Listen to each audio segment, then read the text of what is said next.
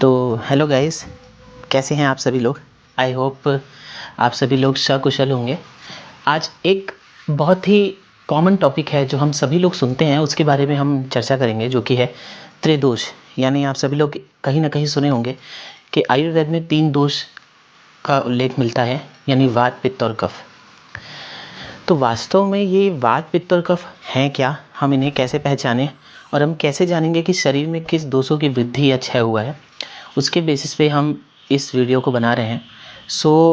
आज हम केवल वात के कुछ ही टॉपिक के बारे में बात करेंगे। तो आइए चलिए शुरू करते हैं। वात क्या होता है, हम सबसे पहले इसकी निरुक्ति से आते हैं। तो आयुर्वेद में इसकी निरुक्ति बोली गई है, वा गति गंधनियो इति धातु में टा और आदि प्रत्यय करने से वात सिद्ध होता है। जैसे कि श्लोक से ही समझ में आ रहा है कि गति और गंधन है ना, गति और गंधन और ज्ञान, यानी वात ही शरीर की गति है, वात से ही एक तरीके से गंध भी है एंड वात से ही ज्ञान भी है। कैसे? गंध वास्तव में पृथ्वी महाभूत का एक लक्षण बोला गया है, परंतु गंध तभी हम उसको स्मेल कर पाएंगे जब वहाँ पे हवा हो, यानी उसको जाने के लिए हवा की ज़रूरत होती है। जैसे हवा चलती है तो हवा हम देख तो पाते नहीं हैं, पर हवा महसूस कर पाते हैं। जब वो हमारे स्किन पे यानी त्वचा पर स्पर्श करती है तो पता चलता है कि हाँ, हवा तेज़ चल रही है। या हवा का स्पर्श अगर नहीं होता है तो हमें समझ में आता है कि हाँ, हवा धीमी चल रही है, पर हवा होती है, उस कंडीशन में भी हमें हवा दिखती नहीं है। तो वात का कोरिलेशन एक तरीके से हम वायु से करते हैं, यानी हवा से करते हैं। तो कैसे समझेंगे कि शरीर में जो है वो वात कहाँ पे है और हम इसको कैसे कोरिलेट करें? तो वात के जो गुण है ना, हम उनसे वात को समझ सकते हैं। जैसे वात के गुण क्या बोले गए हैं? तत् रूक्षो लघु शीतखर सूक्ष्म चलो अनिला।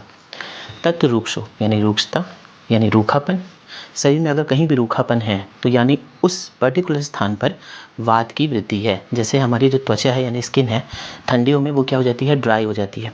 ड्राई हो जाती है यानी रूखी सूखी हो जाती है, तो हम उस पर क्या अप्लाई करते हैं? मॉइस्चराइज़र लगाते हैं या फिर हम उस पर तेल लगाते हैं। मुख्यतः लोग कौन सा तेल लगाते हैं? कच्ची धाने का तेल लगाते हैं। तो तेल क्या है? एक चिकनापन है। तो रूक्षता का जो अपोजिट गुण होता है ना, वो चिकनापन होता है। तो यानी हम क्या समझे कि स्किन पे किस दोष की प्रबलता भी चल रही है? यानी रूक्षता के कारण। यानी अब हम समझेंगे कि हाँ, शरीर में वात दोष प्रकोपित है, यानी ये वात का गुण है, इसके अपोजिट हमें ट्रीटमेंट करना है। लघु यानी हल्कापन, यानी जो भी बहुत दुबले पतले लोग हैं या जिनको हमेशा ऐसा लगता हो कि शरीर बहुत हल्की हल्की लग रही हो, तो यानी इससे हम क्या समझेंगे कि वात का क्या है, उसमें प्रकोप है, यानी या वातिश प्रकृति का वो व्यक्ति है। शीत, शीत यानी ठंडा। वात का स्वाभाविक गुण जो है, वैसे तो शीत नहीं होता है, पर शीत होता भी है। कैसे? जैसे वात ऐसा है ना कि गर्म के साथ गर्म हो जाता है, ठंडे के साथ ठंडा हो जाता है, पर अगर स्वाभाविक वात को देखा जाए तो वो शीतल होता है, इसलिए शीत लिखा है। खर, खर का मतलब होता है खुरदुरा। खुरदुरा मतलब जैसे स्किन ड्राई होकर फट जाती है ना, तो एकदम खुरखुर हो जाती है। जैसे स्किन ड्राई हो गई है, उसके अप वर्जन आप देखोगे तो खुरदुरा हो जाएगा, तो वो क्या हो गया? खर। सूक्ष्म, सूक्ष्म का मतलब होता है माइन्यूट। माइन्यूट मतलब ऐसी शरीर में बहुत सारी चीज़ें हैं जहाँ जिसको हम देख पाएँ, अगर हम अपनी आँखों से देखें तो हमें नहीं दिखेंगी। जैसे बहुत सारे ऐसे वेन्स हैं जो हमें सुपरफिशियल वेन्स हमें दिख जाती हैं, बट कई चीज़ ऐसी है जैसे बहुत ही माइन्यूट जो कैपिलरीज होती हैं वो हमें नहीं दिखती, या जो सेल्स हैं, सेल्स हमें नहीं दिखते अपनी आँखों से, उसके लिए हमें माइक्रोस्कोप का यूज़ करना पड़ता है। पर वात सूक्ष्म होने के कारण ये सभी स्थान पर वो गमन कर सकता है, यानी छोटी से छोटी, पतली से पतली और बड़ी से बड़ी, कैसा भी स्थान हो, वात वहाँ जा सकता है। अनिल, अनिल का मतलब होता है वात। तो श्लोक से क्लियर हो गया कि हमारा जो वात है उसके जो गुण हैं वो हमने श्लोक वाइज और उसकी हिंदी वाइज आपको बता दिए हैं।